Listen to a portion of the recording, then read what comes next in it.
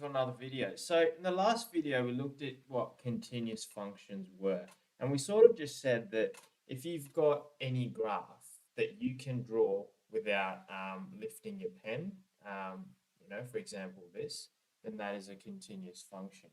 And yes, that is correct, but we can sort of be a little bit more mathematical in the way we define it.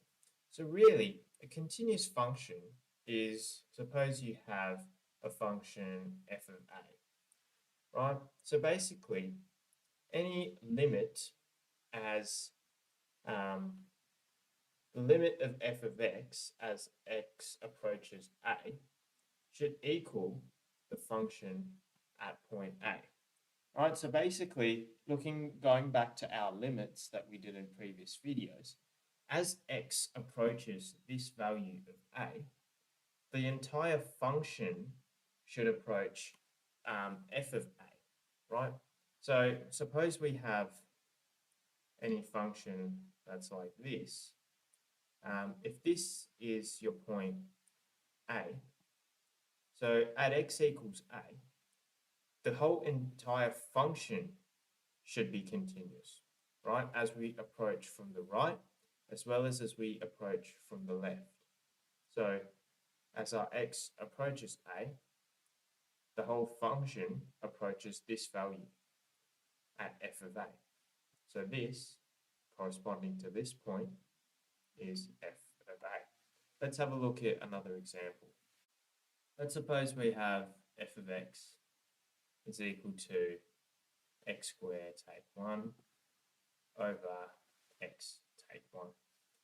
Right, so what can be the problem here if we sketch it out? Have a think. Because really, every time you see a function of the form of x take 1, you should be thinking of zeros, right? What can make this bottom bit equal 0?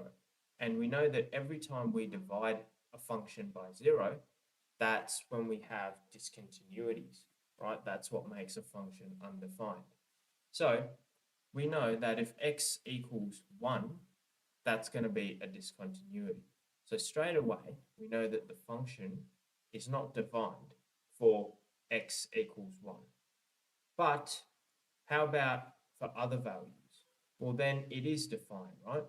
So what we can do is that we can change the domain, right? We can change the domain for the interval where x cannot equal 1. So for x is less than 1, we can call this another function, g of x. And g of x is x squared take 1 over x take 1 for x is less than 1. Or you could also have another function, let's say h of x, which is x squared take 1 over x take 1 for x is greater than 1. And these are basically ranges of the domain. These are criterias of the domain for which the function will be continuous, right? Because at x is less than 1, there's nothing that can make g of x 0. And for x is greater than 1, there's nothing that can make h of x 0. So that's really how we see of changing the domain. So that's all for now, and I'll see you in the next video.